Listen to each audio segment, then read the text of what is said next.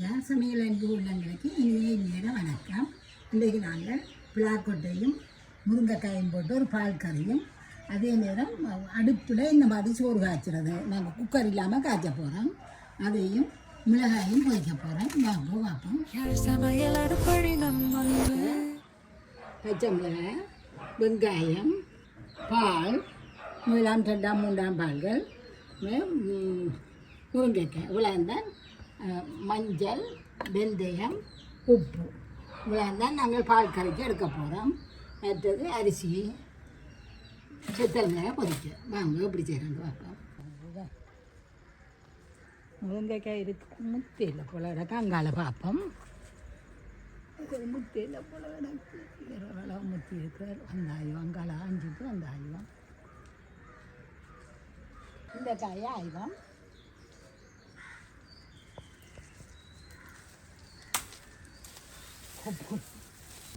இதை நீ ஆஞ்சி நாங்கள் பிளாக்கொட்டை போட்டு கறி காய்ச்சோம். இது வச்சா மத்தியானத்துக்கு வறுத்து விடலாம். மட்டன் தட்டி ஒரு சுண்டை எடுத்து வச்சுருக்கிறேன். இது காணும் எங்களுக்கு. இதை போட்டுட்டு அதே நேரம்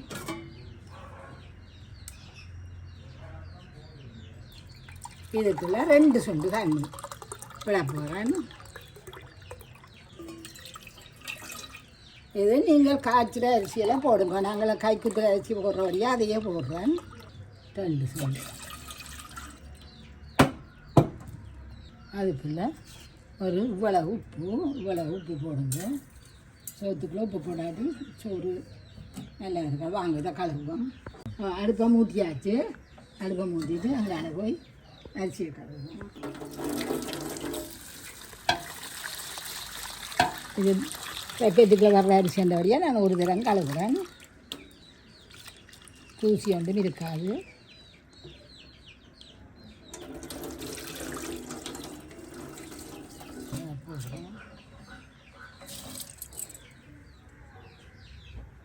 மூடி விடுங்க. பிளாக்கொட்டையில் வெட்டி முருங்கைக்காய் வெட்டி எல்லாத்தையும் வெட்டி எடுத்துக்கொண்டு வருவோம்.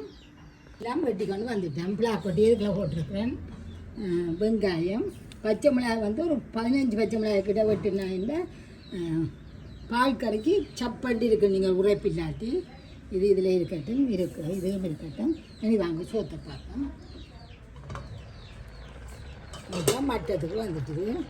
இது புது அரிசி. நீங்கள் பழைய அரிசி என்றால் தண்ணி கூட விடணும். இப்போ நாங்கள் இதை எடுத்து பார்த்தோம்னா பாருங்க அவிஞ்சிட்டுது. இனி இது புழுங்கணும். அப்போ நாங்கள் நல்ல மெல்லிய நெருப்பில் இதை விடணும். அடுப்பை மாற்றி வச்சுக்கணும். பாருங்க எரிகிறது தெரியல. இதெல்லாம் மாற்ற போகிறோம். இதெல்லாம் மாற்றி இப்படியே இது இருக்கட்டும். நாங்கள் சமையல் விளக்கிட திறந்து பார்ப்போம். இப்போ நாங்கள் இதை தூக்கி அடுப்பில் வைக்க போகிறோம். வச்சுட்டு இதில் 3 அம்பால் இருக்குல்ல, அதுக்காக தான் இந்த 3 அம்பால் புறம்பாட்டை அல்லது 2 3 ஒன்றா கலந்துடுறது. இந்த 3 அம்பாலை விட்டு தான் நான் இதை அவிய போயிருக்கேன். நீங்கள் முதல் பால் விட்டீங்களா, முதல் பால் 2ஆம் பால் திரஞ்சுவோம். பால் கொதிக்கிறதுக்குள்ள திரஞ்சு வந்துடும். இப்படியே வச்சுட்டு இதை அவிய விடுவோம். கொஞ்சம் உப்பை போட்டு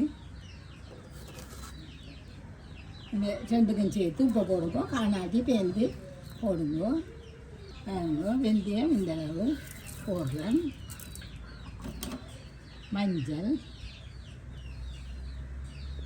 இதை இப்படியே மூடி விடுவோம்.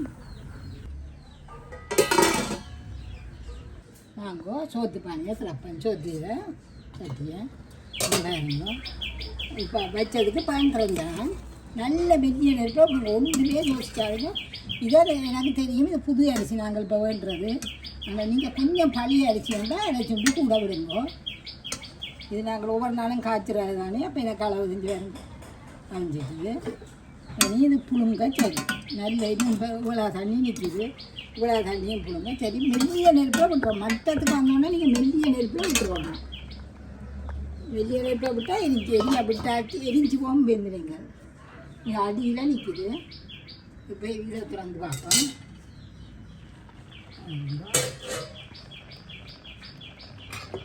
இது அவிஞ்சதை வைக்க வந்து பார்க்குறதில்ல காய்ச்சி அவியல் வேறு நாங்கள் அதை போடுவோம். பாருங்க 3ஆம் பால் விட்டு சாடியாக இந்த பால் எல்லாம் ஒட்டிட்டுது.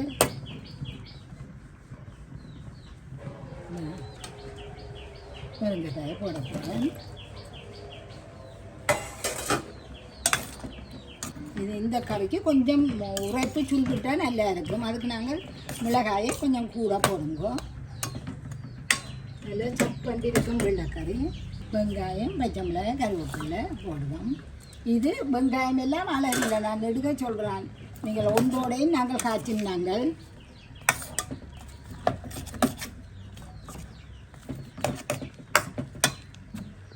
ரெண்டாம் பால் இது 2வது பால். 3ஆம் பால் முதலே விட்டுட்டோம். 1ஆம் பால் விட வேணாம், அது கேக்கில் விடுவோம். அதுங்க உலகத்துக்கு நிற்கிது. உடனே இப்படியே வச்சு மூடி விடுவோம். கொஞ்சம் ஆக பெருசாக இருக்க வேணாம், அரிவாசியில் குறைவு. இங்கே இந்த இது சரியான கொஞ்சம் இதுண்ட கொஞ்சமாக திருப்பி விடுவோம். மூடி விடுவோம். சோறு இருக்கா பார்ப்போம். தண்ணி நல்லா வத்திட்டுது. இனி நாங்கள் நிப்பாட்டி விட்டோம்னா புரிஞ்சிடும். நல்ல மெல்லிய நெருப்பு, எரியவே தெரியாத நெருப்பு. அந்த மட்டத்துக்கு வந்தோன்னா அப்படி தான் விடணும். இப்படியே நிப்பாட்டி விடுவோம். திறக்காதீங்க, புழுங்க இந்த பாலில். கறியையும் ஒரு காப்பில் வேணும். கொஞ்சம் தேங்கிது. இந்த முருங்கைக்காய் வந்து ஒரு கொதியில் அவியில முருங்கைக்காய் ஒரு கொதியில் அவிஞ்சிடும். அப்படியே விட்டுட்டு கொதியில் கொஞ்சம் இப்படியே மூடி விடுவோம். திறந்து பார்ப்போம். பாருங்க, நான் சொன்ன ஒட்டு கொதியில் முருங்கைக்காய் அப்படியே அவிஞ்சிடும். கொடியை தான் நாங்கள் பார்க்கணும். அது முதலே அவிய விட்டுடாங்கல்லானே. செட்டியான மெல்லிய நெருப்பில் விட்டபடியே தான் தண்ணி வற்றாமல் அவிஞ்சிருக்கு. இனி அடுப்பை கொஞ்சம் இனி கூட்டுறார் நாங்கள். இப்போ அவிஞ்சிட்டு தான் பிளாக்கோட்டையும் அவிஞ்சிட்டுது, முருங்கைக்காயும் அவிஞ்சிட்டுது. பிளாக்கோட்டை நல்லா அவிஞ்சிட்டுது.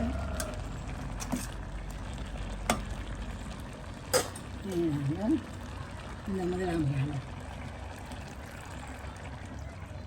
கொஞ்சம் தலை பிளாக்கோட்டை நல்லா இழுத்துருது. எல்லாத்தையும் கொஞ்சம் தண்ணியை கூட விட்டு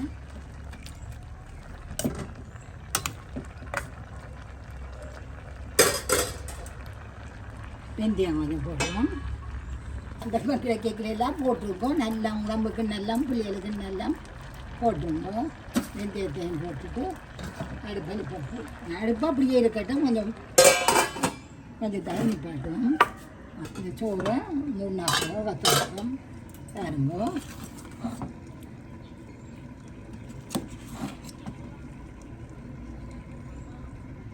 கைத்து குத்தரிச்சு அதே மாதிரி எல்லாரும் குழைய பண்ணி போடுறீங்க.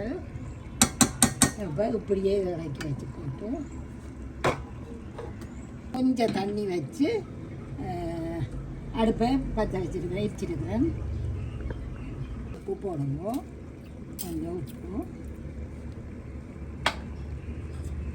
இது பிள்ளைகள் கரைக்கு பண்ண இடத்துல இவ்வளோ மிச்சம் வச்சுட்டு வந்துட்டோம். அதை பொரிச்சு விடுவோம். இந்த தண்ணி நல்லா கொதிச்சுட்டு பாருங்க. நான் இதை செத்தமிழாய இதுக்குள்ள போடுறேன். ஒரு 2 நிமிஷம் விட்டுட்டு இதை நிப்பாட்டி விடுவேன். நாங்கள் இது ஒரு கத்துறப்பம்.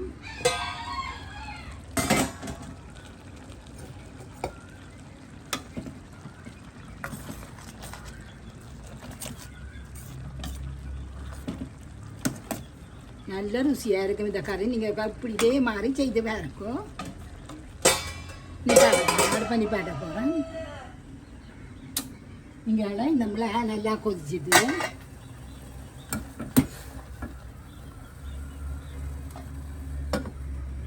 நிமிஷம் கொதிச்சா காணும் உங்களுக்கு.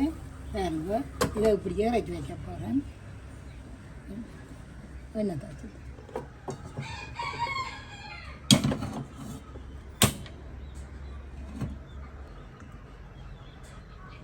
எனக்கு வேண்டாம், கொஞ்சம் விட்டால் காணும்.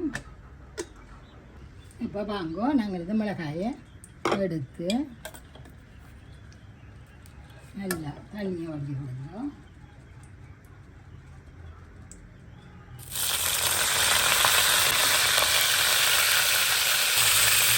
நாங்கள் மீன் வைக்கிறதுக்கு பண்ணிடுவோம். உள்ள ஃபுல்லாக வெந்து வரும்.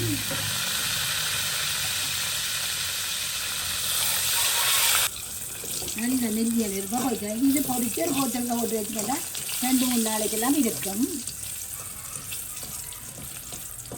அந்த என்னதான் நாங்கள் மோர்முறை பொறிச்சு சாப்பிட்டாலும் இது ஒரு வித்தியாசமான ருசி.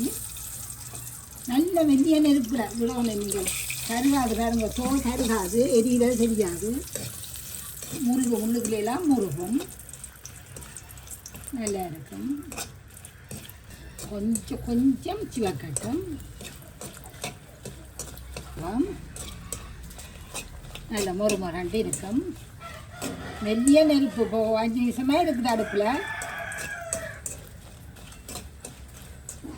முந்தி விறகு அடுப்பு தானே, அம்மா எல்லா விறகையும் எடுத்து தணலில் தாச்சியை வச்சு போட்டுட்டு போயிடுவான். பேருந்து அது தண்டு வாழில் முழுகி கொண்டு இருக்கும்.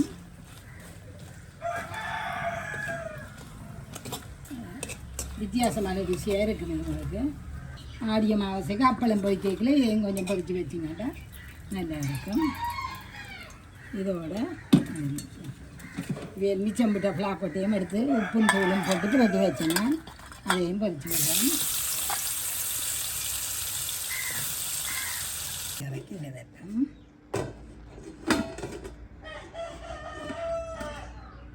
இப்போ கிடக்கிறனாலும்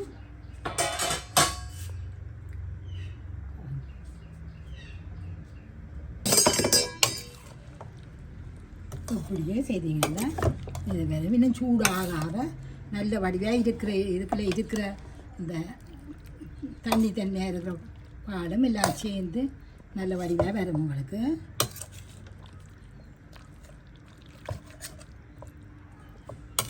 இது ஒத்து கொதியில் அப்படியே அவிர முருங்கைக்கு சோறை பார்ப்போம்.